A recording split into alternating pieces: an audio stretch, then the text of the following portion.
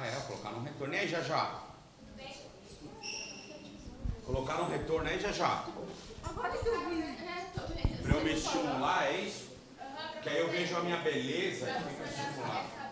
É. E aí eu fico estimulado, olha lá. E aí, Heitor?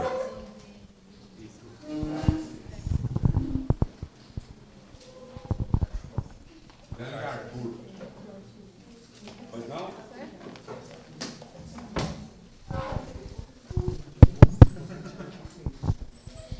Bom, doutores, vamos lá. Deixa eu desligar o celular aqui.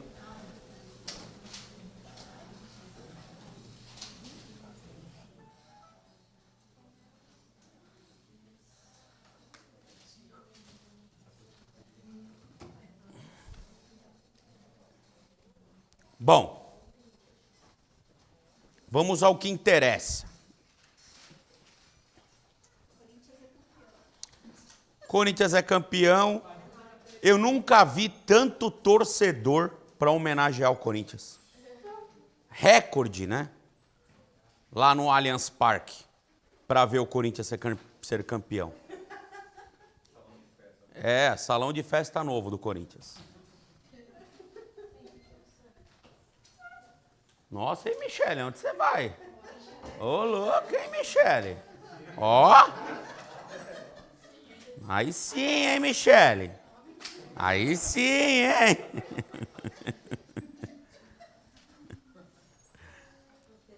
Ah, Michele.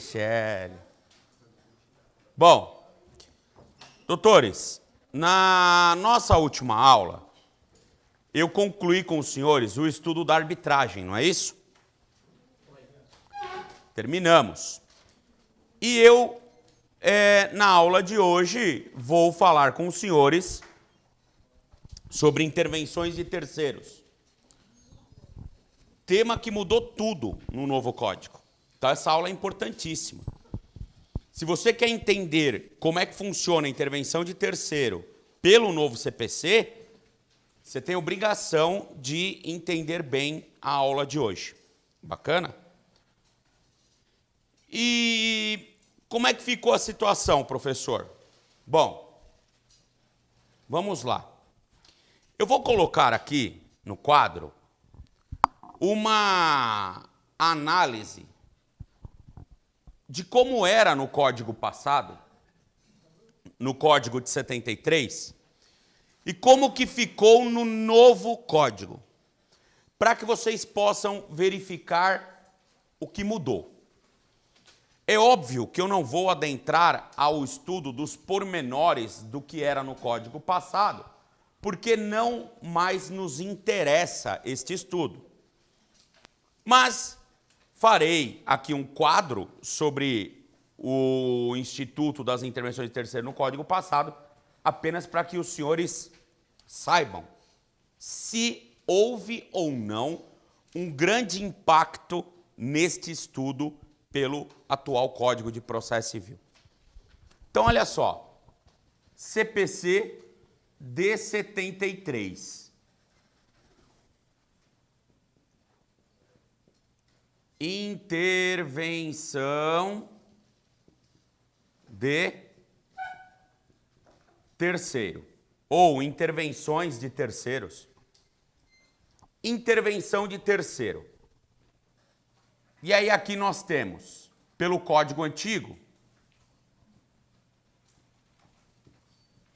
nomeação à autoria.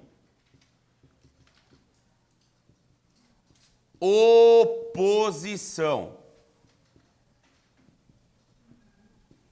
Denunciação da lide. Chamamento ao processo. Assistência. Então, olha só.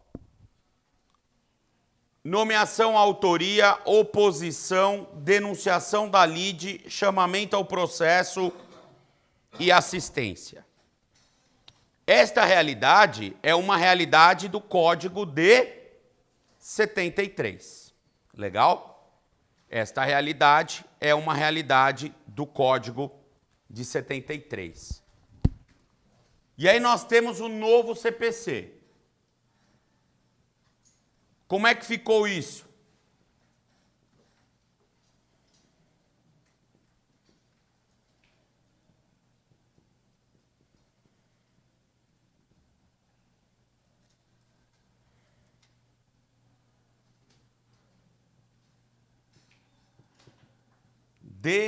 Denunciação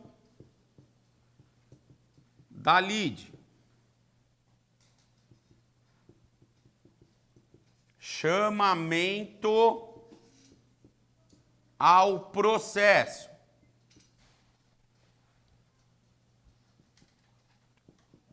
Incidente de desconsideração da personalidade jurídica.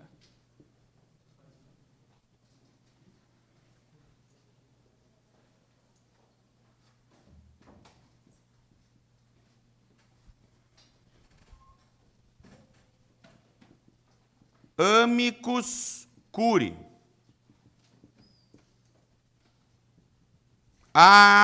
Assistência.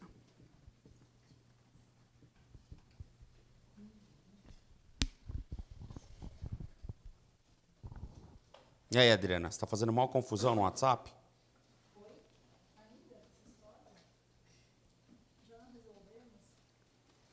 Qual história?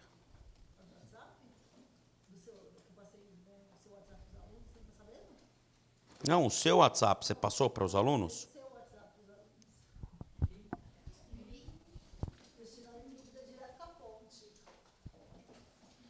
Pessoal, anotem aí o WhatsApp da Adriana.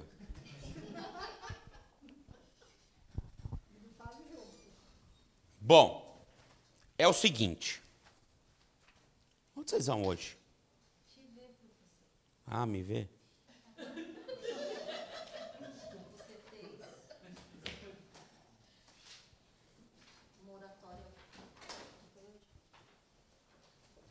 Que eu fiz a sustentação oral. Hoje é terça, né? Foi na quinta e ontem.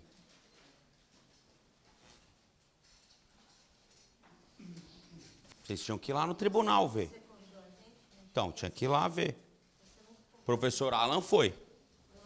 Vocês conhecem o professor Alan ou não? É bem legal, eu vou convidá-los. A próxima que eu tiver, eu vou avisá-los para que vocês, aqueles que puderem, possam ir lá no tribunal. É legal, né? Para você acompanhar, ver como é que funciona. É bem legal. E eu fico bem feliz, porque advogado não tem obrigação de ganhar nada, né? A gente tem obrigação de trabalhar. Mas nas duas últimas eu reverti a sentença em primeira instância de maneira bem interessante. Aliás, olha que legal. Poxa, foi nessa turma. Olha que bacana. Não foi nessa turma que eu falei, quando eu falava de condições da ação, de adequação da via, de uma ação minha que foi extinta. Porque foi aqui que eu falei? De execução fiscal. Foi aqui ou não? Sustentação oral, segunda-feira agora. Que dia que é hoje? Não, hoje é que dia? Não dia do mês, dia da semana. A sustentação foi segunda. Sustentação foi segunda. Que dia que aconteceu a sustentação? Ganhei. Revertemos tudo no tribunal. Vocês lembram desse caso? Lembram? Mando. Aliás, eu até tentei pegar o acórdão, não saiu o acórdão ainda. Mas tem a ementa, né? Então, vocês se recordam dessa situação? Foi a aula que eu falava com vocês da ação, lembram? Que eu falava, doutores, isso é importante. Olha, um juiz... Não, na verdade, a minha cliente sofre uma execução fiscal. Certo? O valor atualizado hoje está mais de R$140 mil da execução fiscal. E aí, para defendê-la, eu teria que embargar a execução fiscal. Só que a lei de execução fiscal, que é uma lei especial, ela prevê que os embargos à execução fiscal só podem ser ofertados após a garantia do juízo. Ou seja, eu teria que disponibilizar patrimônio da minha cliente para viabilizar a defesa. Como eu não queria fazer isto, eu apresentei uma exceção de pré-executividade, com a tese que eu deveria suscitar na execução fiscal. Não é isso? Muito bem. A juíza rejeitou a minha exceção de pré-executividade, sob a alegação de que a matéria deveria ser suscitada em embargos. Só que para eu embargar, eu teria que garantir o juízo. Eu falei, ela me deu cheque, mas não mate, né? Eu propus uma ação declaratória na Fazenda Pública. Por quê? Porque a ação de execução fiscal tramita na vara de execução fiscal. Eu propus uma ação declaratória na Fazenda Pública pedindo para anular o débito fiscal e, consequentemente, o termo de autuação daquele tributo. E aí, na primeira instância, a Fazenda respondeu, falou que era devido, que estava tudo certinho. Nós falamos, ótimo. Passado a arguição da Fazenda, o juiz de primeira instância sentenciou. E o juiz de primeira instância disse que a via eleita pela autora era inadequada para atingir aquele fim. Pois, se a autora entende que há alguma anomalia no débito fiscal, ela tem que se defender por embargos e não promover uma ação para obter o resultado prático equivalente. E aí eu interpus um recurso de apelação contra esta decisão, pedindo para anular a sentença de extinção, porque é uma sentença processual, e, consequentemente, para que, no mérito, os pedidos fossem julgados procedentes. E a minha tese foi a tese de que o judiciário não deve se negar a apreciar lesão ou ameaça a direito. Que o jurisdicionado ele tem que ter amplo acesso ao poder judiciário, que é uma garantia constitucional. E que, ao canalizar a voz da minha cliente em embargos, cuja condicionante é a penhora, isso significa limitar o direito dela de acesso ao Poder Judiciário quando a tese é relevante. Veja, ela não está levando uma tese de excesso, ela não está levando uma tese simples, ela está levando uma tese de nulidade do próprio tributo que embasa a execução. Ou seja, ela está sofrendo uma lesão e uma grave ameaça a seu direito, pois uma ação de execução gera a constrição de bens. E que, portanto, a via eleita era a única alternativa processual capaz de levar a pessoa a atingir o resultado prático de maneira a não enfrentar nenhum obstáculo.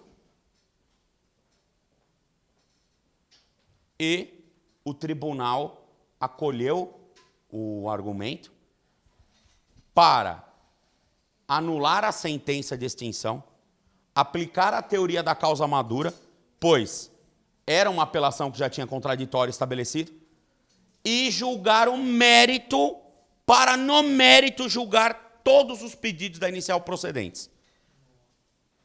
E a execução fiscal foi para o vinagre, ou melhor, vai, né?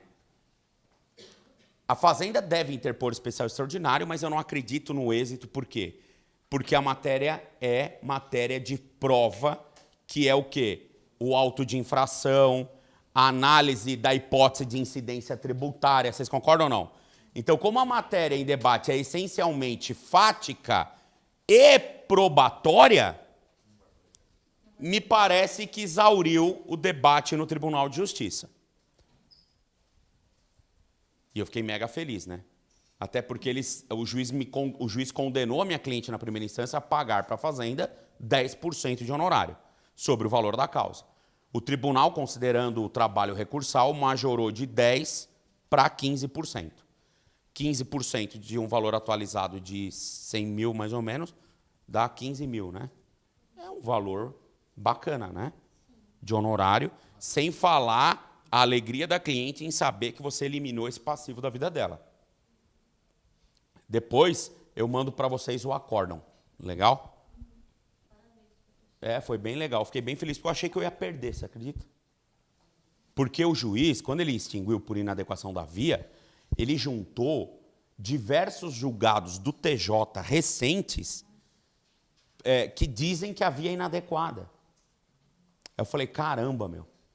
Aí o que eu fiz? Eu fui na Câmara, na hora de fazer a apelação, eu fui na Câmara que ia julgar o meu caso, pesquisei o que ela decide e o que os relatores, ou os supostos relatores, porque eu peguei os integrantes da Câmara, poderiam se pronunciar sobre o meu caso.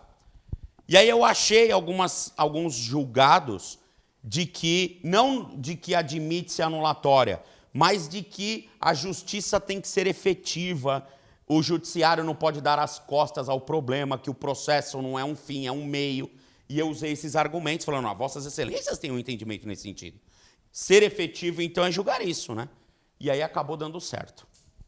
Inclusive, tem uma situação da minha cliente análoga de um outro débito fiscal que também foi anulado por uma ação anulatória. Então, assim, já havia um que tinha sido anulado. Ora, se ela tinha dois problemas, um anulou, por que o outro não? E outra, que justiça que é essa? Que tem um entendimento num caso e no outro idêntico, onde só muda o tributo, tem outro entendimento. Como que você vai explicar isso para o cliente? Igual recentemente eu propus 2 ações em nome do mesmo cliente. Um juiz disse que ele era hipossuficiente com justiça gratuita. O outro falou que ele era rico. Como que eu vou explicar que a mesma justiça, a hora fala que ele é pobre, a hora fala que ele é rico? Foi o recurso que eu fiz hoje, que eu estava fazendo um recurso lá, a Cadeirina veio falar comigo, foi o recurso que eu fiz hoje, inclusive. Aí eu peguei a decisão do outro juiz e falei, olha, ele tem 2 debates na justiça. O outro juiz entendeu que é pobre, esse entendeu que é rico. E está muito difícil de explicar para o cliente que ele é pobre e rico ao mesmo tempo. Vamos ver o que o desembargador vai decidir. Mas, voltando aqui. Oi? Pensei que você tinha falado alguma coisa. Se eu fiz o quê? Eu pensei que você estava confirmando se eu fiz certo. Claro que fiz certo. Gente, olha só. No Código Antigo, vocês percebem que nós temos aqui 5 intervenções, não é isso? No Novo Código, nós temos também 5 intervenções.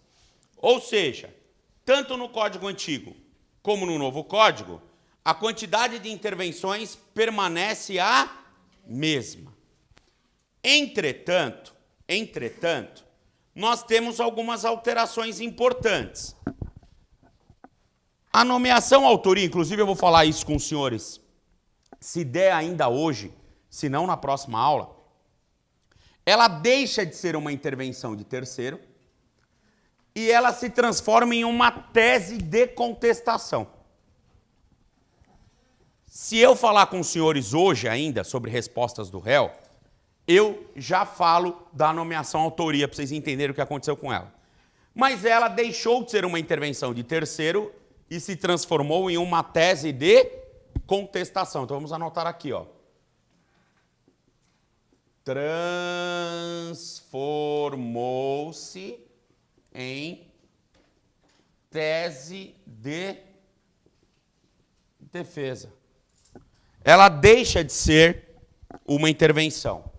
A oposição, também, doutores, deixa de ser uma intervenção e a oposição transformou-se em procedimento especial. Então, a oposição, ela continua existindo no novo CPC? Sim. Mas ela é uma intervenção de terceiro? Não. Ela é um procedimento especial. Ela virou um procedimento especial. A denunciação da lide se mantém, embora tenha sido lapidada pelo novo código. O chamamento ao processo se mantém e a assistência se mantém. Consequentemente, nós ganhamos duas novas intervenções: o incidente e o amicus curiae. Nova intervenção. Nova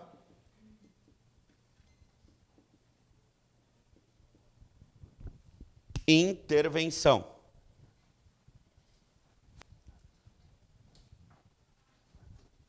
E eu paro aqui nesse cotejo analítico entre o sistema antigo e o novo, só para você entender o que mudou. Legal? Eu vou deixar isso aqui na lousa, porque agora eu vou falar com os senhores de cada um ou cada uma das intervenções. Legal? Nós vamos fazer uma análise criteriosa de cada uma das intervenções. E é uma matéria que eu gosto. Intervenção de terceiro é uma matéria que eu gosto. E eu não tenho muita dificuldade de pegar essa matéria para lecionar. Por quê? Porque os professores de processo civil não gostam dessa matéria. Acham a matéria chata, de difícil explicação. E eu gosto de intervenção. Então eu acabo sempre ficando com essa ementa. E é algo que eu trabalho com os alunos com muita calma, porque eu sei que os advogados alimentam uma profunda dificuldade em entender as intervenções. Só para eu ter uma ideia, quem aqui domina 100% as intervenções? Assim, sabe quando é uma, quando é outra, quando aplica, quando não aplica?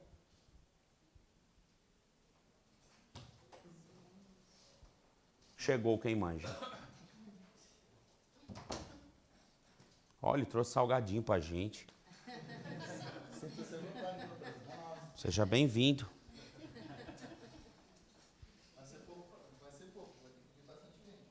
Não, não é pouco, cada um pega um. Teve um aluno aí da turma de quarta-feira, aqui do Legale, da pós, né? A turma de pós, que falou assim: professor, no meio da sala, tem 100 alunos na sala.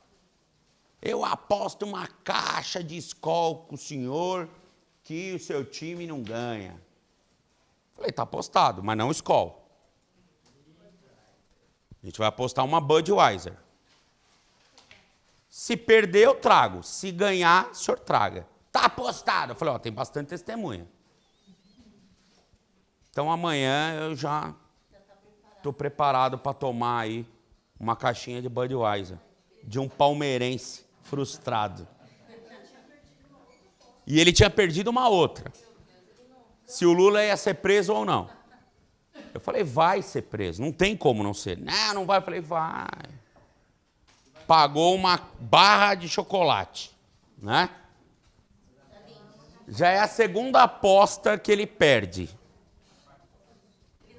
Aliás, o Lula, é trágico, né, o que aconteceu. Eu acho que não é motivo de ninguém comemorar nada. É muito triste. É muito triste você ver um ex-presidente da República preso. Eu não fico feliz com isso. Eu acho que é algo triste na história do país, né? Por outro lado, necessário, porque, a meu ver, ele é um criminoso, né? Mas é triste. E esse aluno também ele é petista, fanático e tal. Coitado, petista, fanático e palmeirense. E aí esse aluno ele apostou o chocolate pelo Lula e a cerveja pelo Palmeiras.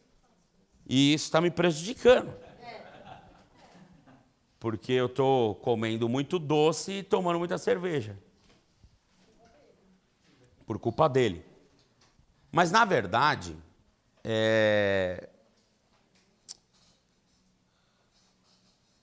as pessoas comemoraram, né? É um sentimento de alma lavada por uma transformação do país da justiça, né? Para aqueles que acreditam nisso, não é? Mas eu confesso aos senhores que eu fico muito triste de ver uma situação como esta, né? Mas, por outro lado, é um alerta para todos os políticos do país, né? E eu digo todos. Né? Ontem eu chego tarde em casa, eu assisti o José Padilha no Conversa com Bial. Eu admiro muito aquele cara, ele é muito inteligente, embora ele trabalhe com ficção, porque é cinema, mas ele é muito inteligente, ele como pessoa. E é impressionante, porque eu falei, pô, alguém esclarecido falando, né, na TV abertamente. Porque o grande problema que você encontra no Brasil é a cegueira ideológica. Então, assim, prenderam esse cara porque ele é petista, ele é de esquerda. Jamais prenderiam alguém que seja de direita. O cara de direita também é bandido e ninguém faz nada. E eu entendo o seguinte, que o brasileiro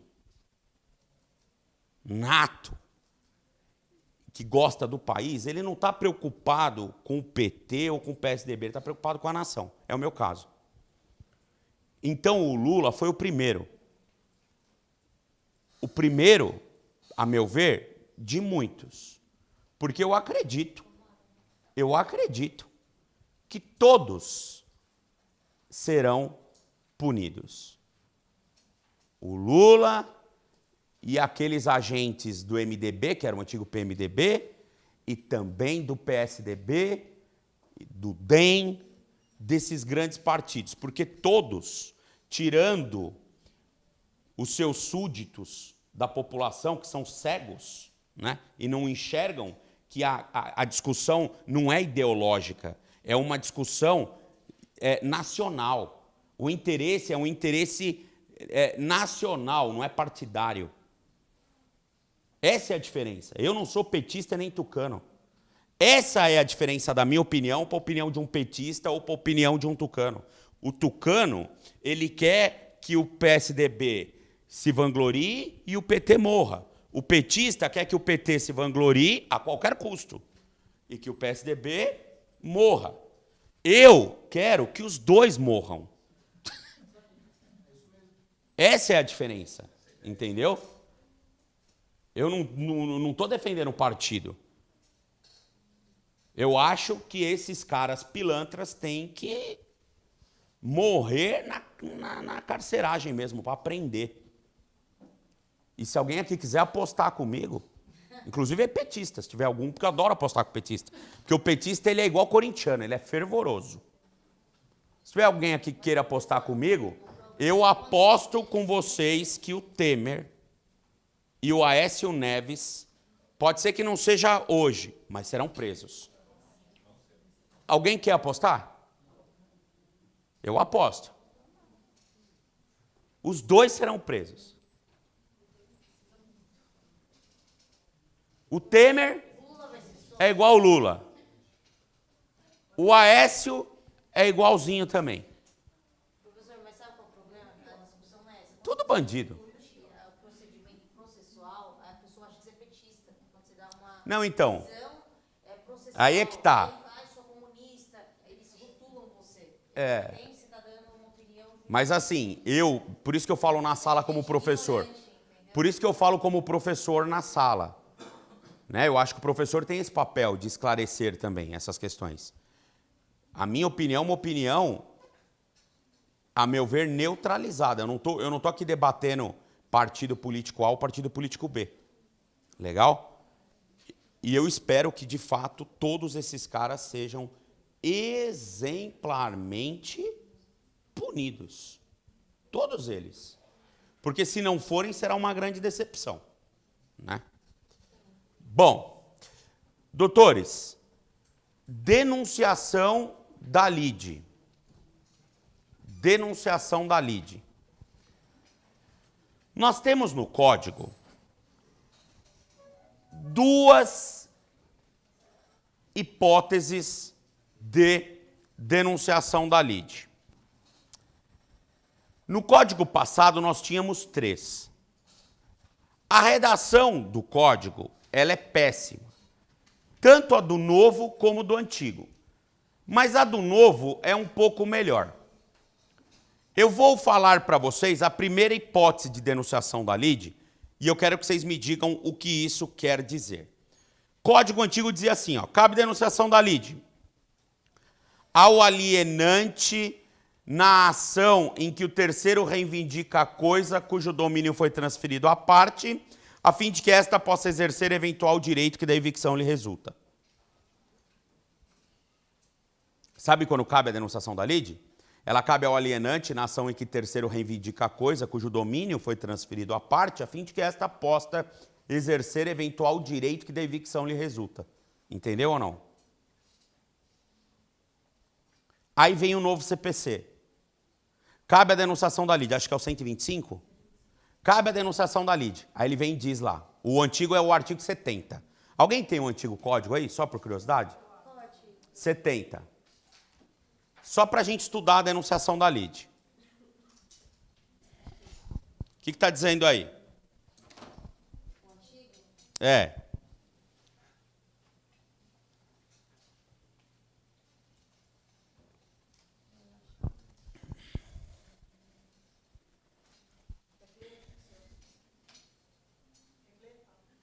Não, mas o seu código é Tabajara. Calma aí. Calma aí que eu achei. Você achou aí, Adriana? Certo. Pode ler? Lê aí. Artigo 70 do antigo CPC. A denunciação da lide é obrigatória. Primeiro. Olha só. A denunciação da lide é obrigatória. Gente, quando eu falo do velho código, eu faço isso. Ah, professor, mas o que passou, passou. Não. Na pós-graduação não é assim. Por quê? Porque na pós, ensinar e explicar o Instituto é te mostrar como era e como ele ficou para você entender o que evoluiu. E para entender o que evoluiu, você precisa saber como era. Senão você vai aprender o que é o novo, mas você não sabe o que modernizou. E você não é um profissional qualquer. Você é alguém que vai sair daqui com um título de especialista em processo. Como um especialista não sabe o que evoluiu? Inciso 1º. Ao alienante, na ação em que terceiro reivindica coisa, cujo domínio foi transferido à parte, a fim de que essa possa exercer o direito que é da evicção lhe resulta. Caramba, eu tô bom de memória, hein? Artigo 70 do primeiro código, não é isso? Isso. Do código de 73, o primeiro código. Muito bem, agora leia o artigo 125. Vocês vão notar que o 125 diz, primeiro, na cabeça, no caput, que a denunciação da lide, ela poderá ser feita. É admissível. Ela é admissível. Não é O obrigatório. Código Antigo fala que ela é obrigatória. Doutores, qual é a função da denunciação da lide? Daqui a pouco vocês vão entender quando eu melhor explicar. A função da denunciação da lide é evitar uma ação de regresso. Ou seja, eu vou discutir uma causa e se eu perder, eu vou para a justiça visitá-la novamente para buscar um ressarcimento pelo prejuízo que eu tive. Ou seja, duas provocações jurisdicionais. A denunciação da lide, ela busca uma celeridade processual e uma organização do debate. Ou seja, se você denuncia a lide, você está querendo resolver tudo na mesma ação, de maneira que você não precise, no futuro, ingressar com uma ação de regresso. Aí você vai entender por que a lei antiga era equivocada. O Código Antigo é de 73. A Constituição é de 88. Ele foi escrito num período que o Brasil vivia uma ditadura militar, em 73. Nós não tínhamos, no Brasil, uma liberdade e uma democracia estabelecidas por uma Constituição que assegura direitos fundamentais, por exemplo.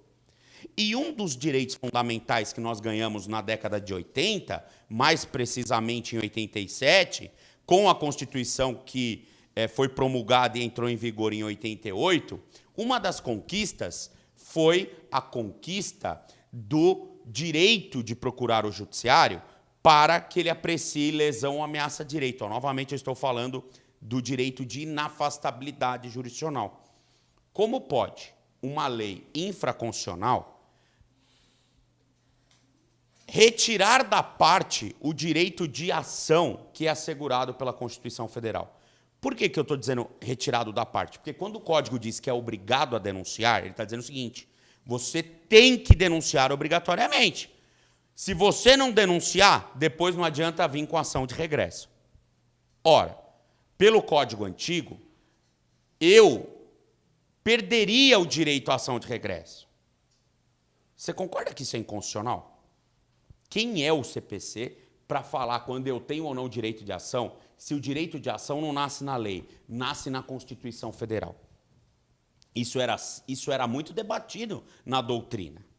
Até que vem o novo código e, moderno, alinhado aos preceitos constitucionais, diz o seguinte: admite-se a denunciação, ou seja, você pode denunciar ou não, é uma opção sua. Denunciar é economia processual, é celeridade.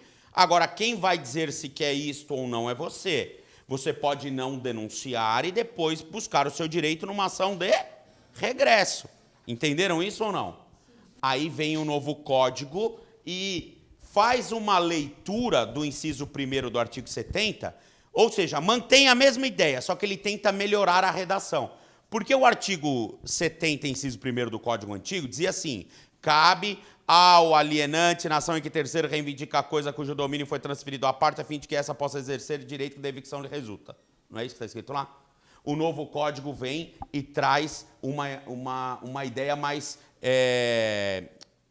mais, digamos que, plugada com a tentativa de melhorar o entendimento dessa questão. E aí o código vem e diz que ela é admissível ou ela é admitida ao alienante imediato. Então vejam, e daqui a pouco eu vou explicar para vocês quem é o tal do alienante imediato, legal? Na ação em que se reivindica o bem que foi transferido ao denunciante, a fim de que o denunciante possa exercer o direito que da evicção lhe resulta. E aí você vê que melhorar a redação, mas ela continua ruim. Por quê? Cabe a denunciação da lide ao alienante imediato, na ação em que alguém reivindica o bem transferido ao denunciante, a fim de que o denunciante possa exercer o direito que da evicção lhe resulta. Continua muito confuso, né? Eu vou pedir para a Adriana ler, então. É admissível a denunciação da lide promovida por qualquer das partes. 1. Ao alienante imediato no processo relativo à coisa cujo domínio foi transferido ao denunciante, a fim de que possa exercer os direitos que da evicção lhe resultam. Continua meio confuso, não continua? Mas melhorou. Agora, vocês vão entender esse dispositivo. Para isso, primeiro, eu tenho que dar uma aula de direito civil. Porque o cerne da denunciação está na evicção. E evicção não é matéria de processo, é matéria de direito civil. Evicção, ela pode-se dizer que ela é um problema de negócio jurídico. Um defeito de negócio jurídico. A evicção, ela é um defeito de negócio jurídico, um problema de negócio jurídico.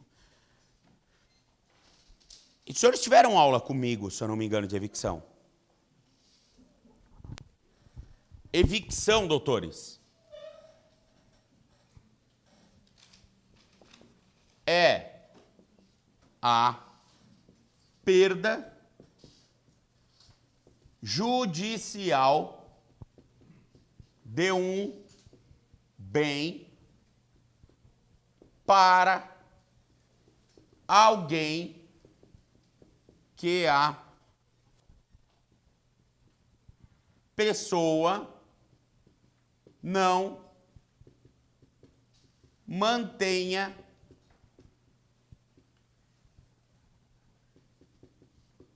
nenhuma relação jurídica que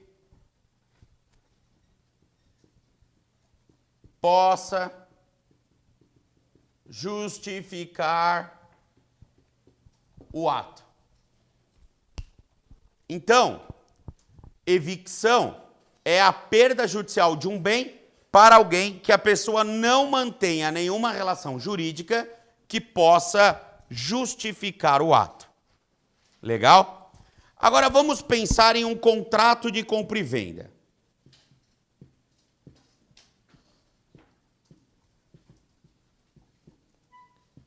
De bem.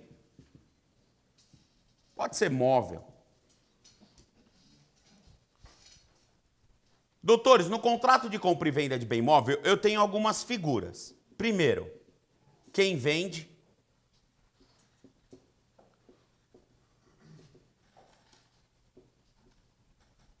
Quem compra. Vocês concordam ou não? Se é compra e venda, alguém está vendendo e alguém está o quê? Comprando. Quem vende é o alienante. Porque alienante vem de alienar. Alienar é transmitir, transferir. Então, quem vende é o alienante. E quem compra? Ai, graças a Deus. Adquirente. Não é alienado, né? Então, vejam. Quem compra é o adquirente. Quem compra é o adquirente. Legal? Quem vende, alienante.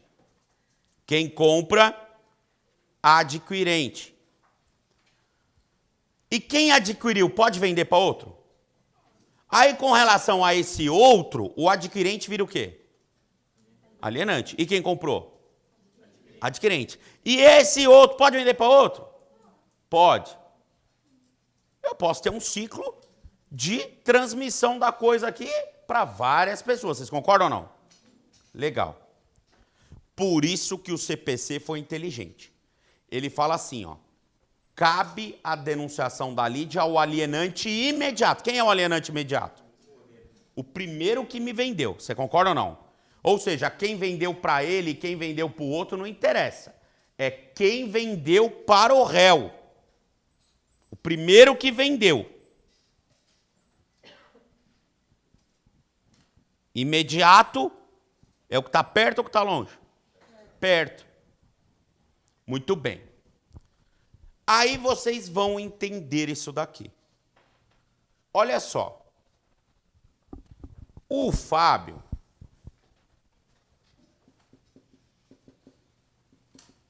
vende um bem móvel. É assim, Michele? Não, com E, professor. Com E? Assim? O Fábio vende um bem móvel para a Michele. Quando eu vendo um bem móvel para a Michele, eu sou o quê? E ela é o quê? Só que o Fábio comprou o tal bem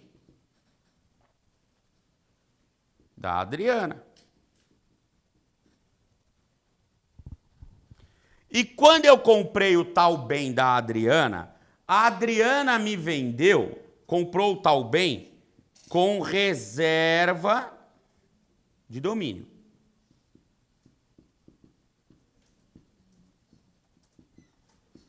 A Adriana disse assim, Fábio, eu só vou transferir o domínio pleno do bem a você quando você me quitar. Ou seja, ela manteve o próprio bem como garantia ali. Beleza? Eu faço um negócio. E na hora que ela me dá o bem, eu vou lá e faço o que com ele? Vendo para quem? E não pago a Adriana. Aí a Adriana chega, Fábio, você não vai me pagar? Eu falo, não. Ela fala, ótimo. Eu vou promover uma ação reivindicatória do bem contra você. Eu vou reivindicar o bem, porque eu tenho o domínio dele. Eu vou falar para ela, vendi para a Michele. Ela vai falar, é? Então eu vou te ajudar. Eu vou propor a ação contra a Michele. Por quê? Porque eu vou tomar o bem com relação a quem esteja com ele. O proprietário não tem o domínio absoluto contra qualquer pessoa. Ele não pode reivindicar o bem contra qualquer pessoa. Eu não quero nem saber quem é Michele. Eu só preciso do nome completo dela e, e as informações básicas para citá-la. E aí, a Adriana processa a Michele, discutindo o tal do bem móvel. Estão entendendo isso ou não? Pergunto, qual é a relação que a Michele tem com a Adriana? Nenhuma. Mas se a Adriana ganhar a causa, a Michele vai perder o bem? Ela vai sofrer uma perda judicial? De um bem? Para alguém que ela não mantenha nenhuma relação jurídica que possa justificar o ato? Ela vai sofrer evicção? Aí eu pergunto, quem vendeu o bem para Michele, que é o alienante, não responde pela evicção da coisa? A Michele pode se defender. Se ela perder, depois ela pega e fala, eu sofri evicção. E quem responde pela evicção? O alienante. Ela vai atrás do Fábio e fala, eu quero em uma ação regressiva a devida reparação do dano que você, safado, me gerou. Porém, o Código de Processo dá a Michele uma facilitação deste debate, dizendo o seguinte, Michele, a hora que você for citada do processo, você pode denunciar a lide para quem? Para o alienante imediato. Você pode denunciar a lide para o alienante imediato. Pois, Michele, se você sofrer evicção, o que é evicção mesmo? Nos próprios autos você já vai poder ser o quê? Ressarcida por quem? Pelo alienante imediato. Entenderam ou não essa hipótese? Fácil, né? Entendeu? Posso confiar?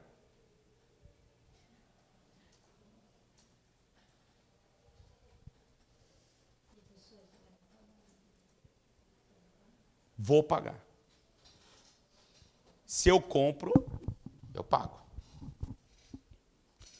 Doutores, muito bem. Aí os senhores entendem até a redação péssima do Código de 73, né? Porque, prestem atenção no exemplo que eu fiz, Olha o Código de 73. A denunciação da lide é obrigatória, não é isso? Ao alienante, na ação em que terceiro reivindica a coisa, cujo domínio foi transferido à parte, a fim de que ela possa ter nos próprios autos um eventual direito que da evicção o quê? Lhe resulta. Oi? Entenderam agora ou não? Quem denuncia a lide é o quê? Denunciante. Quem sofre a denunciação da lide é o quê? Denunciado. Por isso que o novo CPC fala, olha, é admissível a denunciação da lide ao alienante imediato pelo denunciante, para que o denunciante possa ser ressarcido de uma eventual o quê? Evicção. Agora ficou fácil, não ficou? Alguém não entendeu isso, gente? Se não entendeu, eu explico de novo. E eu estou dizendo isso por quê? Na prática, eu advogo, os senhores também, e é impressionante como o advogado não sabe nada disso. O cara vai lá e faz chamamento ao processo, é denunciação da lide, faz denunciação da lide, é chamamento ao processo.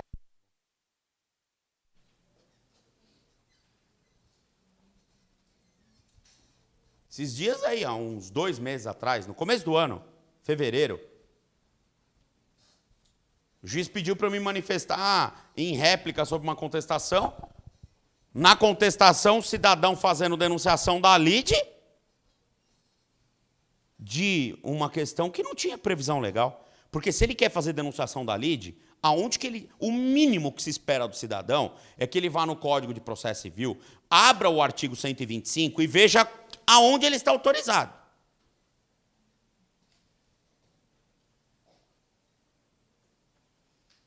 Aí eu fui lá na réplica mega educado, né? E coloquei com relação à denunciação da lide que tenta o réu promover, o autor se restringe objetivamente a dizer que não há nenhum respaldo legal para a pretensa intervenção de terceiro, nos termos do artigo 125 do CPC. Ponto. Para não ficar espancando muito o cara.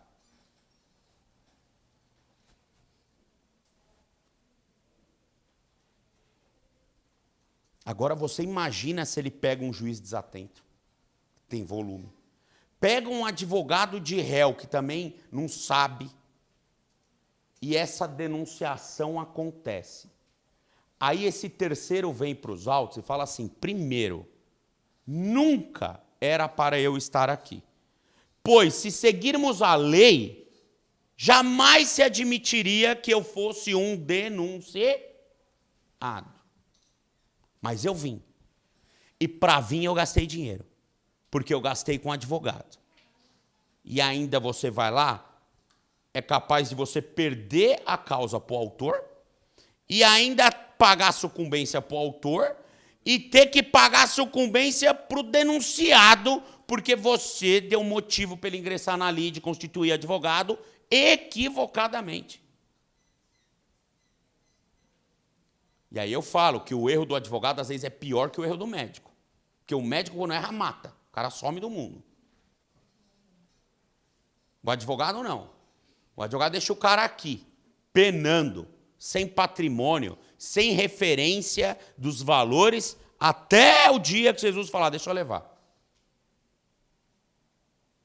Você imagina um cara desesperado. Não, para pensar. Um cidadão desesperado contrata um advogado e fala, pelo amor de Deus, me defenda. O advogado fala, olha, eu te cobro tanto pela defesa. O cara vai lá, faz um sacrifício financeiro, paga o advogado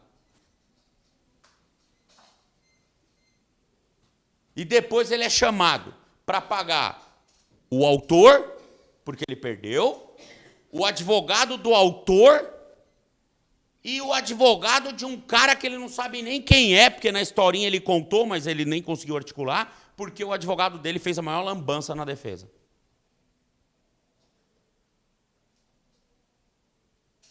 Contabilidade, suicídio.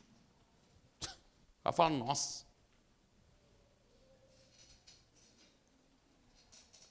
Aí, nesse ponto, eu concordo com o ministro Barroso, quando ele fala que os ricos têm mais acesso à qualidade de justiça do que os pobres.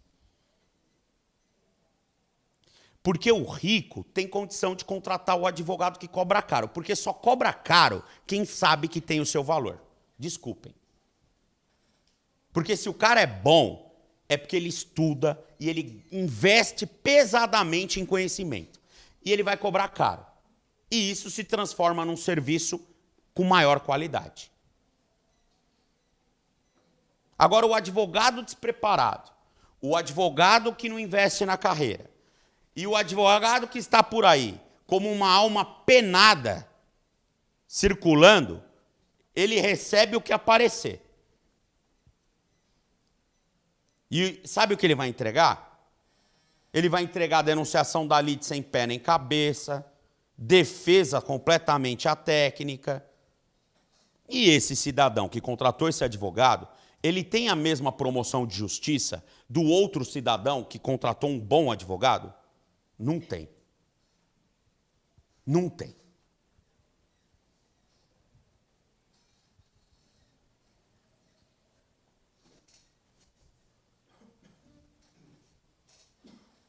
Por isso que eu pego no pé dos meus alunos.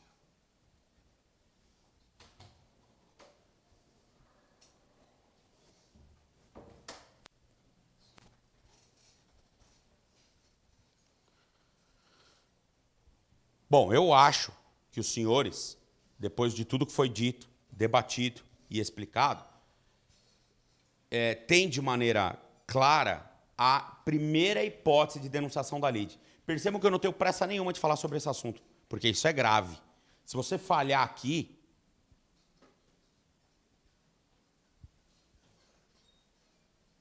tranquilos, doutores? Bom, a segunda hipótese de denunciação da lide é mais fácil. Posso apagar isso aqui? Posso? A segunda hipótese de denunciação da lide, nossa, essa é fácil. A primeira é a mais chatinha, por isso que eu fiquei um tempão explicando.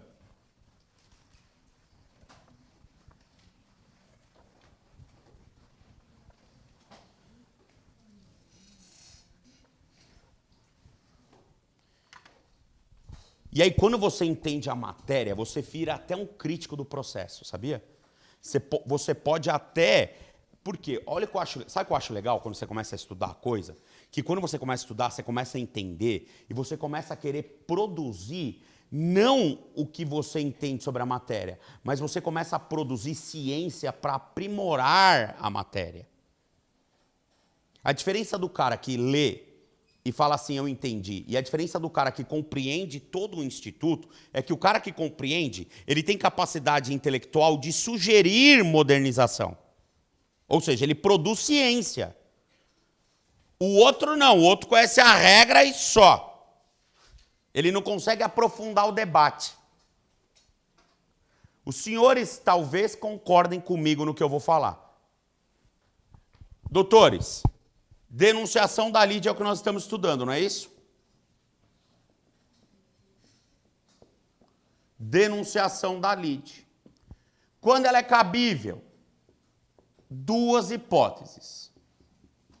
A primeira, mais complicada, nós já vimos. Ela cabe ao alienante imediato na ação em que se discute o bem transmitido ao denunciado, não é isso? Não. Claro que é. Denunciado. Ó, cabe a denunciação ao alienante imediato na ação em que se discute o bem transmitido ao denunciado. Desculpa, ao denunciante. É isso que você ia me corrigir? Show de bola. Tá vendo? Entendeu? Já estava me arrumando, me corrigindo. Tá certo, eu tô comendo bola. É o denunciante. Posso arrumar aqui, doutores? Denunciante.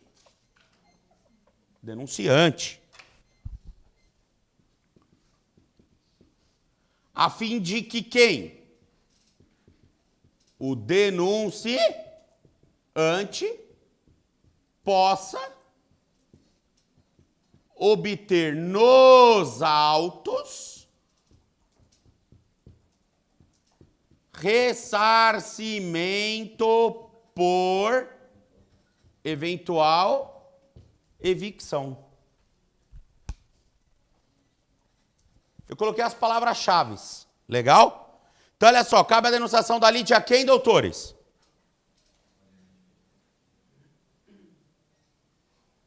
Está parecendo estatística de aprovação na OAB.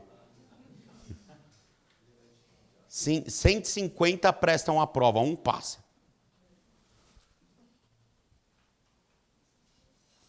Cabe a denunciação da lide a quem, doutores? Melhorou o índice, mas ainda está ruim. Cabe a denunciação da quem? A lide a quem, doutores? Agora sim. Na ação em que se discute o bem transmitido ao... Quem é o denunciante? O réu da ação, não é isso?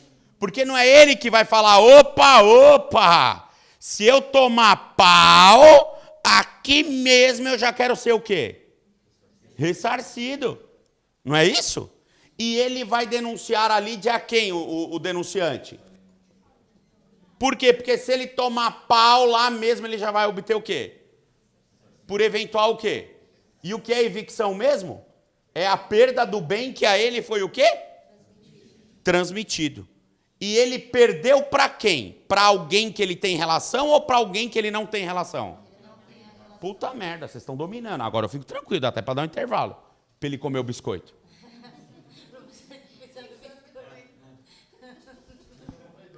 Comprei 2.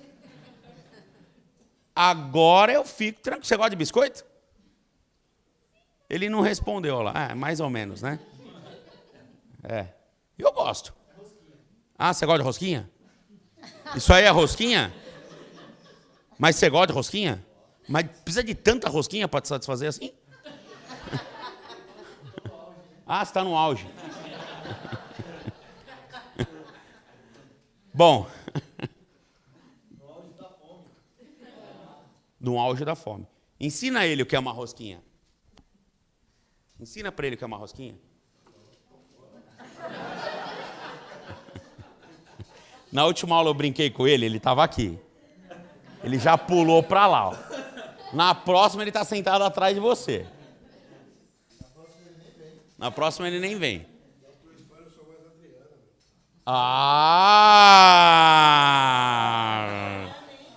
Você não é nada bobinho, né? Lindão. Você tá careca de saber, ela. Doutores, muito bem. Eu estava lá no meu escritório e falei assim, professor Fábio, eu falei, estou ocupado fazendo prazo. É, Adriana. Ah, pode entrar, minha linda. Você quer um cafezinho? Quer uma água? Coitada da Adriana, sofre na minha mão. Mas só na minha mão, porque o Durval é light, né? É que eu falo que o Durval é crime impossível, né? Impropriedade absoluta do objeto, não é isso? Não tem o crime impossível? Lembra lá do direito penal ou não? Doutores, brincadeira, viu, Adriana? Você sabe, né? Sempre de forma muito respeitosa. Porque eu só brinco com as pessoas que eu tenho algum tipo de afinidade, né? Não vou brincar com quem eu não conheço, não é? E sempre de maneira respeitosa, porque eu acho que da vida que a gente leva é essa troca de valores, de afetividade, não é isso? É ou não é? Você pode ter certeza que o dia que você morrer, seu carro, sua casa, seu arguile, vai ficar... É verdade. Vive postando arguile lá no Facebook, vai ficar tudo aí. Vai ficar tudo aí, né? Não é? Agora as amizades, o carinho que você construiu, o aprendizado que você teve com o próximo, né?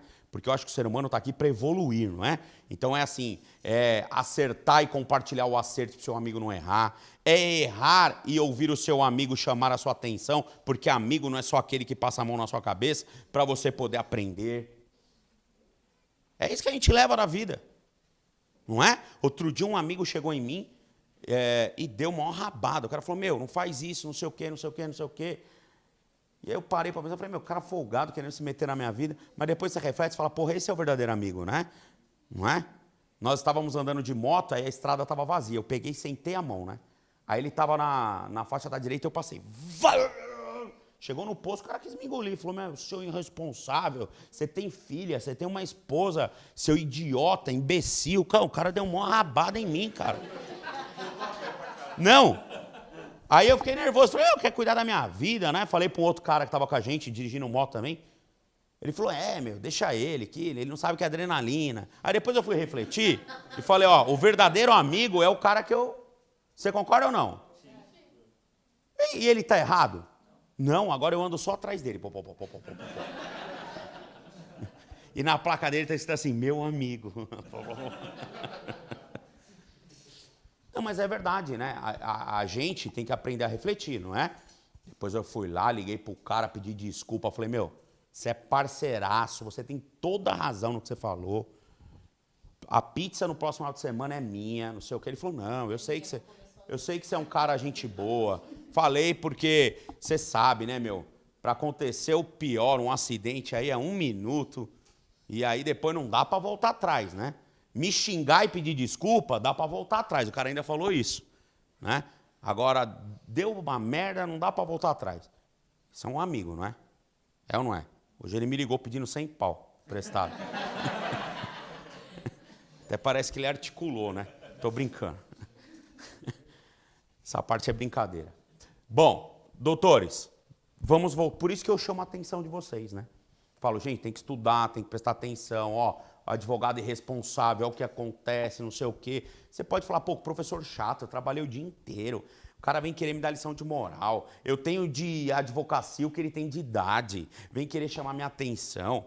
Mas veja, eu vou embora tranquilo, porque assim, o meu papel como alguém responsável por transformar sua vida e te ensinar, não é só transmitir conhecimento, é também te divertir. Por quê? Porque você está cansado, eu também estou. Né? Às vezes você está de saco cheio, eu também estou. E nem por isso eu deixo de vir aqui com o maior carinho, com o maior amor, para poder te ensinar o que eu sei e aprender também, porque ninguém sabe tudo. Então vamos tentar aproveitar esse momento, né? Já que estamos aqui.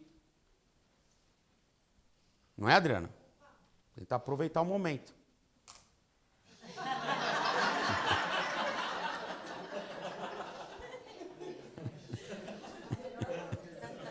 Bom, doutores, a segunda hipótese a segunda hipótese de denunciação da lide. Segunda hipótese de denunciação da lide. Também cabe a denunciação da lide àquele que, por força de lei ou contrato, CTT é abreviação de contrato, está obrigado a indenizar. Então vejam, nós temos duas hipóteses claras de denunciação da lide.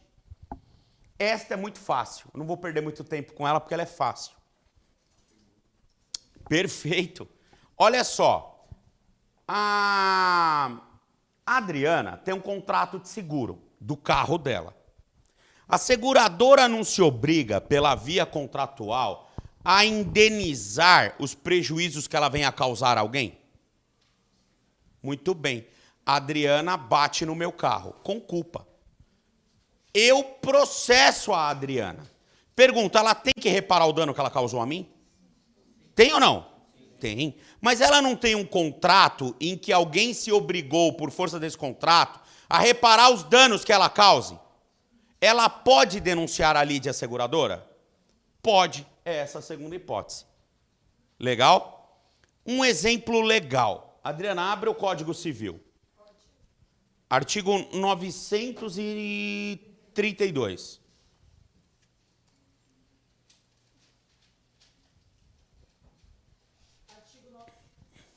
932. Eu ia falar isso, o seu microfone deu uma falhada aí. Ela arrumou lá. São também responsáveis pela reparação civil. Olha só, são também responsáveis pela reparação civil. De novo, são também. Pergunto, quem fez é responsável? Sim. E as pessoas que estão ali? Também. Vai direto no inciso 3º, por gentileza. O empregador ou comitente por seus empregados, serviçais e prepostos, no exercício do trabalho que lhes competir ou em razão dele. Olha só, o empregador é responsável pelo ato do empregado realizado no exercício do trabalho ou em função do trabalho? É ou não é? É. Muito bem. Eu sou motorista das Casas Bahia. Estou na Marginal Tietê, para o colega do online que não sabe, Marginal Tietê é uma grande marginal que atravessa aqui a cidade de São Paulo. Eu estou lá na Marginal Tietê com o caminhão das Casas Bahia, de repente eu, plá, jogo o caminhão em cima do carro da Michele e gera um dano à Michele. Eu tive culpa pelo acidente? Tive. Eu sou responsável pelo acidente que eu causei? E o meu empregador? Também. Vocês concordam ou não? Aí a Michele me processa. Pergunto, será que eu poderia denunciar a Lídia ao meu empregador? Posso ou não? Posso, porque ele, por força de lei, também está obrigado ao quê? Quem mandou me colocar no caminhão para dirigir 15 horas por dia? Lembra que eu avisei que eu estava estafado e você falou para eu ter só 15 minutos de almoço? Um exemplo, né? Óbvio que não tem nenhuma relação com a empresa, né? É só um exemplo. Então você também vai ser responsável pelo que eu faço. Tranquilos? Muito bem, doutores. Muito bem. E aí você compreende todo o Instituto da Denunciação da Lide. Agora, vocês estão manjando de denunciação ou não? Estão ou não? Só para vocês verem que legal. Vamos além. Isso aqui é entender a matéria. Agora vamos pensar além, no aprimoramento. Olha o que diz o código. Vai lá, Adriana, por favor, no 125. Isso. Ó.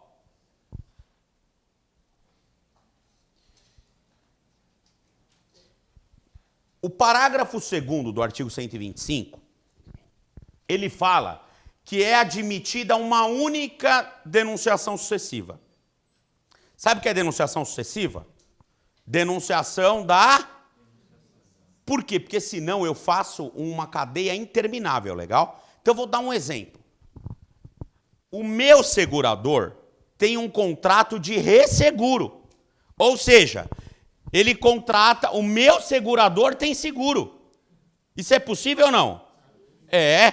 Aí, olha só, a Adriana denuncia a seguradora dela. Porque a seguradora dela, por força de contrato, está obrigada a o quê? Na hora que eu entro nos autos, eu, que sou denunciado pela Adriana, também denuncio a minha seguradora. É possível ou não? Tem gente que faz seguro do seguro? Tem, o nome disso é resseguro. Seguro do seguro. Agora, imagina que o ressegurador também tem seguro. Aí já era, meu amigo. Você vai ter que sofrer as consequências e depois você propõe uma ação. Por quê? Porque na cadeia de denunciações só é possível quantas denunciações? 2. Entenderam isso? Legal? Agora, olha que muito louco isso. Vamos além da regra. Aprimoramento da ciência. Adriana, leia o artigo 127. Artigo 127 do CPC. Feita a denunciação pelo autor, o denunciado poderá assumir a posição de litisconsórcio do denunciante e acrescentar novos argumentos à petição inicial, procedendo em seguida à citação do réu. Vejam, o código está dizendo que a denunciação da lide, ela não é só uma ferramenta do réu. Ela também pode ser feita pelo autor. Legal? Bacana? Eu vou dar um exemplo para vocês de denunciação da lide pelo autor. Suponham os senhores que eu, Fábio, sou proprietário de um veículo. Certo? Eu, Fábio, sou proprietário de um veículo. Este veículo, que é do Fábio, ele é transferido para uso e gozo do... Qual que é seu nome, doutor? Do Fernando. Doutores, o proprietário não tem poderes inerentes à propriedade? Tem ou não tem? Usar, gozar, dispor e reaver, não é isso? Eu posso transmitir esses poderes para terceiros? Posso, não é isso? Usufruto. O usufruto é transferir o uso e a fruição do bem para terceiro, não é isso? O Fernando passa a ser usufrutuário, porque ele usa e flui de um bem cujo domínio é de quem? E como uso e fruto é direito real, você passa a compartilhar comigo o domínio da coisa. Concorda ou não? Entenderam isso? Beleza? Aí, o Fernando transfere a posse direta desse carro para o Eduardo. Vou dar um exemplo disso. Você vai falar, a modernização hoje ela admite isso. Eu sou o proprietário, eu não sou? Suponhamos que o meu carro seja um carro 2017. O Fernando vem e fala assim, cara, eu estou desempregado, estou precisando de uma ajuda. Eu falo, Fernando, vamos fazer o seguinte? Eu vou alugar meu carro para você fazer Uber. Aí o Fernando fala, mas meu carro é 96. Eu falo, não, fica tranquilo, eu vou te dar o meu carro 2017, você vai rodar com ele, você vai fazer Uber. E você vai me pagar uma quantia mensal. Beleza ou não? É como se fosse um arrendamento mercantil, só não é porque eu não sou uma empresa de arrendamento mercantil. Legal? Aí eu faço um contrato com você de usufruto do carro, com reserva de domínio, dizendo que a extinção do usufruto se dará pela rescisão do contrato, que por sua vez ocorre em razão do seu inadimplemento na parcela. Olha que negócio. Aí ele fala, mas eu vou pegar na locadora. Eu falo, olha só, se você pegar na locadora, a locadora vai te cobrar, um exemplo, não sei, 3 mil por mês. Eu te cobro 2. Ele fala, legal. Aí eu faço o contrato com ele. Só que no meu contrato, eu não ponho nada que ele não possa transmitir os poderes que eu passei para ele para outro. Eu não ponho isso. Porque eu poderia vedar isso. Vetar, né? Melhor dizendo. Poderia ou não? Poderia, eu não faço. Aí ele transfere. O Fernando. Quem que é o Fernando? O Fernando transfere para o Eduardo. Por quê? Porque o Eduardo é amigo dele e ele falou, faz você o Uber. Eu alugo por 2,5. Pode fazer ou não? Pode. Veja, eu fiquei responsável pela manutenção do carro, certo? Não te inviabilizei de fazer isso. Legal? Você está ganhando R$500 só sendo intermediário da coisa. De repente, dá um problema no motor. Ele assumiu uma responsabilidade gigantesca, porque você fez com ele um prazo de 36 meses, porque você tinha um prazo comigo de 48. Então você falou, nossa, dá o tempo de ele me devolver e eu ainda tenho 1 ano para explorar esse carro com o Cáceres. Certo? Só que está no seu contrato com ele, tem uma multa do valor do carro se ele não cumprir o prazo dos 36 meses. Só que o que acontece, o motor funde do carro na mão dele. E ele fala, calma aí, eu não vou conseguir trabalhar para pagar para ele o aluguel. Você concorda ou não? Eu não vou conseguir trabalhar, porque tem um problema no motor. E ele, consequentemente, se não receber dele, não vai me pagar. Olha o problema instalado. Aí ele, Eduardo, fala, quer saber? Quer saber de uma coisa? o carro está com problema no motor. Aí o Fernando fala para ele, mau uso. Por quê? Porque eu te falei para você me avisar que tem que trocar óleo de 2 em 2 mil. Eu estou fazendo os controles e você não me avisou. Ele falou, não, mas não deu. Aí ele fala, deu, mas não deu, deu, mas não deu. O que o Fernando faz ligeiro, ele fala, eu vou me antecipar à ação dele. Por quê? Porque aí a versão que vai para a justiça é a minha. Eu não vou lá para me defender. Eu vou lá para dizer que ele, por culpa, fez fundir o motor e deu causa ao inadimplemento. Você está sendo inteligente ou não? Agora pergunto. O interesse em resolver essa pendenga é só seu? É ou não? É meu também, não é? É ou não é?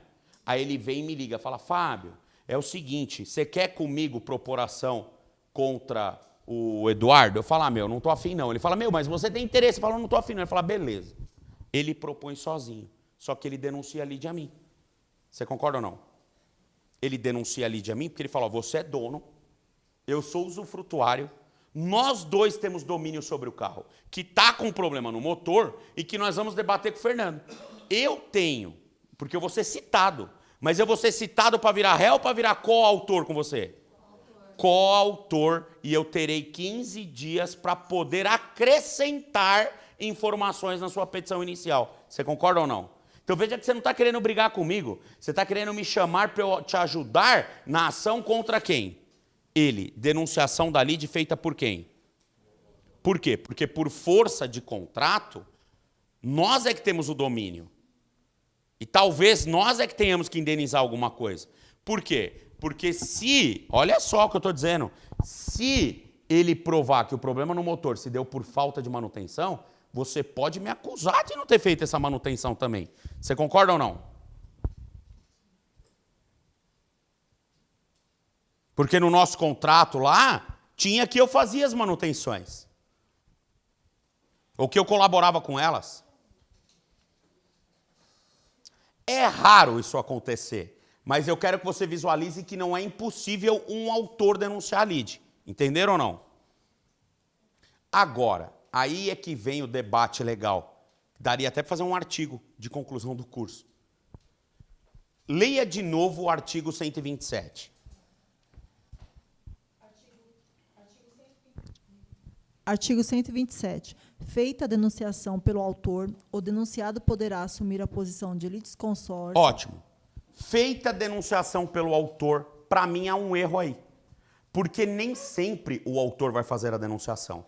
Doutores, em quantas hipóteses cabe a denunciação? Em 2. Nessa hipótese, é possível o autor fazer a denunciação? Sim, que é o exemplo que eu dei agora, não é? Agora, nessa é impossível. Por quê? Porque o próprio código fala ação em que se discute o bem transferido ao denunciante. Ou seja, o denunciante está na posição do quê? De réu. É condição legal para a denunciação que o denunciante esteja na posição de réu. E por que ele tem que estar na posição de réu? Porque ainda ele terá que sofrer o quê para ele ter o direito? E evicção é o quê? Perda judicial. E para eu perder judicialmente é porque eu sou réu. Como que eu posso ser autor e perder para mim mesmo? Vocês concordam ou não? Vocês entenderam o que eu estou falando? Ou seja, me parece que o artigo 127 tinha que colocar lá. A denunciação da lide, quando feita pelo autor, o que se admite na hipótese do inciso 2º do artigo tal, pois no do primeiro é uma aberração. Concordam ou não? Você pode ir além. Ó. Olha um artigo legal. Da incompatibilidade técnica do artigo 127, que admite denunciação da lide global pelo autor, quando impossível pelo inciso 1º. Vou te falar que isso é artigo para depois você desenvolver tese de mestrado e doutorado. Porque você está contribuindo com a ciência. Você não está apenas dizendo a regra, você está dizendo que há uma anomalia jurídica científica.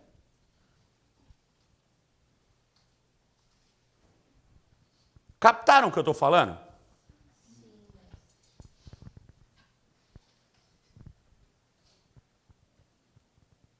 Beleza? Então, olha só. Só para repetir. Que horas são aí? 8h30. Só para repetir isso aqui, para ficar reforçado. Porque aí eu encerro a denunciação da lide. Depois do intervalo, eu vou falar de chamamento ao processo. Que na boa, mamão com açúcar depois que você entendeu a denunciação da lide. E o resto, ridículo de fácil. O mais complexo aqui é a denunciação da lide. O resto vocês vão nadar de braçada. A ponto, olha que legal. Lembra lá no começo da aula que eu falei quem domina a intervenção no terceiro? Ninguém levantou a mão. Quando eu terminar a explicação de todas as intervenções, eu vou falar, pessoal, exemplo 1, fulano fez isso, ciclano fez aquilo, o que é? Vocês vão falar, professor, denunciação da lide. Exemplo 2, professor, incidente de desconsideração. Professor, isso é amicus curiae. Professor, isso é assistência simples. Isso é assistência litisconsorcial qualificada. Professor, isso é chamamento ao processo. Fala, nossa, estão dominando. E toda a turma que eu dou aula de intervenção de terceiro vira coro a resposta. Porque todo mundo passa a dominar a intervenção de terceiro. Então vamos lá, de novo. Qual é a condição para eu denunciar no inciso 1º? Que eu sofra o quê? Que esteja discutindo o quê? Transmitido para quem? Para mim, não é isso? E como que o autor pode fazer essa denunciação se a condição é que ele esteja sofrendo uma ação de um terceiro? Você concorda ou não?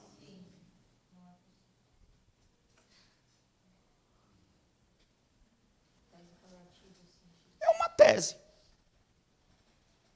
Tem outras tantas, porque quando você começa a estudar, você começa a ver que é possível. Quer uma outra tese? Sim. Meu caso lá, da adequação da ação anulatória de dívida fiscal como forma alternativa de defesa do contribuinte à escusa de utilização de embargos.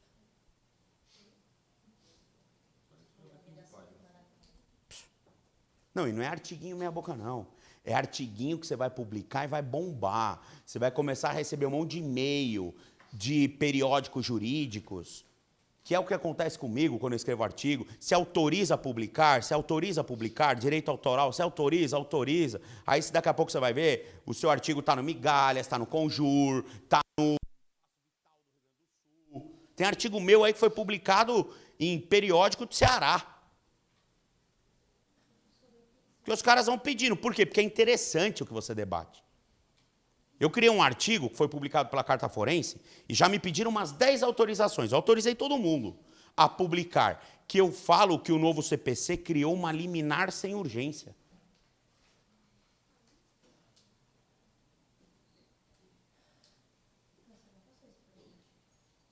Você tem acesso à internet aí?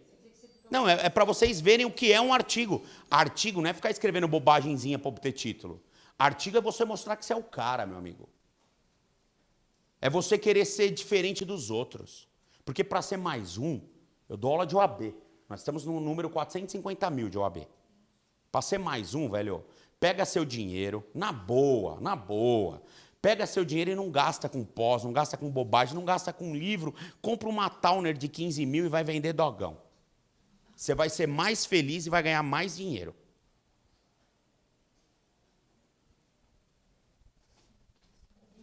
Joga aí, Fábio Batista Cáceres, Carta Forense. Vamos ver se vai puxar.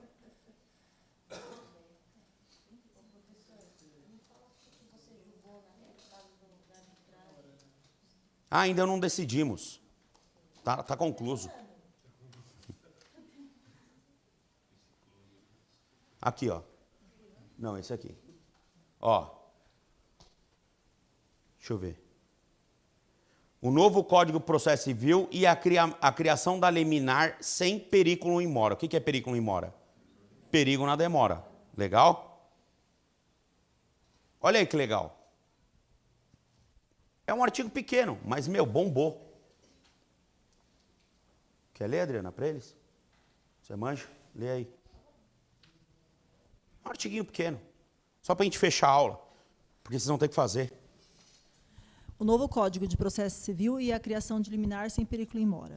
Antes de adentrar o tema objeto deste artigo, vale lembrar que este mesmo autor publicou esse artigo recentemente, na Carta Florence, traçando diretrizes acerca do abrandamento dos requisitos necessários à obtenção de tutela antecipada no Código de Processo Civil de 2015. Só para vocês entenderem, a Carta Forense me pediu uma bateria de artigos sobre o novo CPC. Por quê? Porque estava havendo procura. E aí eu criei um artigo falando do abrandamento dos requisitos da tutela antecipada no novo código, da criação de liminar sem perigo em mora no novo código, e saí disparando. E aí saiu publicando lá, publicou naquele jornalzinho que fica no fórum, sabe, que entrega? Publicou num monte de lugar. Agora isso é importante você fazer, porque isso te dá notoriedade. Continua aí. Agora será tratada a nova figura processual, criada pelo CPC 2015, que é a possibilidade de se obter liminar sem presença de perigo em mora, ou demonstração da urgência, como o leitor preferir.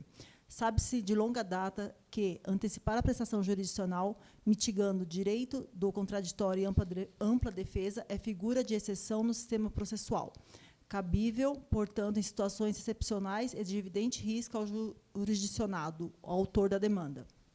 Entretanto, tal posição há de ser revista, quando analisado o CPC de 2015, já que, no véu sistema processual, é possível, por exemplo, obter-se liminar sem que o direito da parte esteja em situação de risco, perigo em mora, a recomendar a antecipação da prestação jurisdicional. É que se verifica no estudo das tutelas provisórias, mais precisamente nas tutelas de evidência.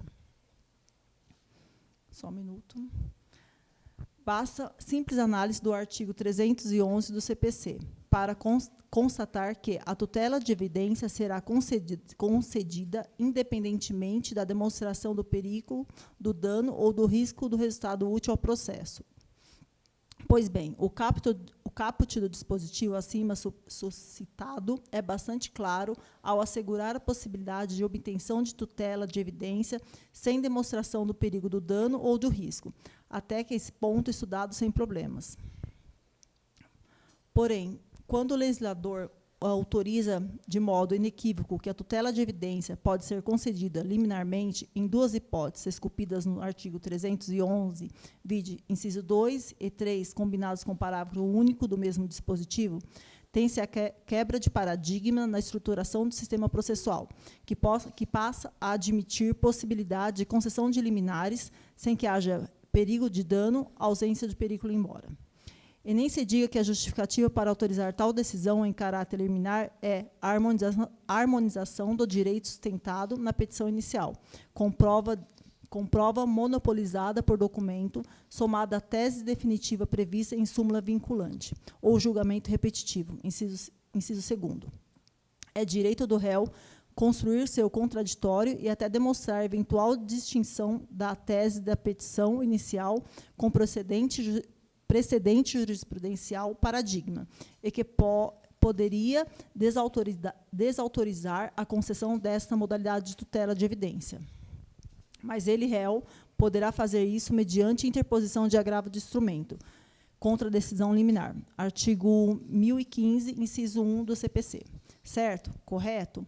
Mas defender que essa é uma forma ideal de contraditório é estimular a utilização de recursos, postular veemente combatida tanto pela comunidade jurídica quanto pela lei. Reafirma-se nesse artigo que mitigar contraditório é exceção e só se justifica com a presença de risco, inexistente na tutela de evidência. No tocante ao direito escorado em contrato de depósito, inciso 3º do artigo 311, a hipótese é ainda pior. Eis que aqui o fundamento da liminar seria exclusivamente prova de vínculo de depósito estabelecido entre as partes e a mora do réu, informações monopolizadas pelo autor, até que se estabeleça o contraditório, em tese mitigando com a concessão da liminar sem urgência. Só um segundo. Tais novidades tais novidades subvertem o sistema processual, desprezando o direito constitucional do contraditório e ampla defesa, previsto no artigo 5º, 55 da Constituição Federal, sem que haja plausível justificativa, tal como a necessidade emergencial da prestação jurisdicional para se proteger um direito denunciado pelo autor e que esteja em potencial risco de perecimento em razão do tempo. Em suma, ao menos em tese, é possível sustentar que a regra estabelecida no artigo 311, parágrafo único do CPC, é inconstitucional ou não. Fica aqui uma reflexão. Só para vocês terem uma ideia, resumindo, o artigo 311 do CPC fala das tutelas da evidência. E ele fala, tutela de evidência se concede independentemente da existência de risco. Tudo bem, legal. E aí ele vem no parágrafo único e diz, em 2 situações o juiz pode conceder tutela da evidência liminarmente. Calma aí. Se o juiz pode conceder liminarmente 2 situações da tutela da evidência, e a tutela da evidência não tem situação de risco, criaram uma liminar sem urgência. Concorda ou não? Criaram liminar sem urgência. E eu desde sempre aprendi em processo civil que o contraditório e a ampla defesa devem ser consagrados no processo, porque é uma garantia constitucional. Evidentemente, o direito de contraditório e ampla defesa tem que ser mitigado quando um bem maior da vida, gravemente lesado, está em risco de perecimento. Neste caso, eu vou liminarmente assegurar ao autor a obtenção desse direito, mitigando o seu contraditório e ampla defesa, mas isso é uma exceção. A partir do momento que o sistema admite liminar em situações que ele declara que não tem nenhuma urgência, para mim, você está mitigando o contraditório e ampla defesa aonde não se deve mitigar. E isso é inconstitucional. Mas a tutela da evidência ela cabe quando há evidência de direito. E a evidência de direito só nasce com contraditório. Por quê? Porque o autor tem o direito de construir a inicial e o réu tem o direito de se defender. Aliás, é direito do réu até dizer que o direito do autor, que ele diz que é evidente, não é. Bombou esse artigo. Até os caras do Ceará, revista jurídica da Universidade Federal de Ceará, um monte de lugar. Posso publicar? Eu falei, publica.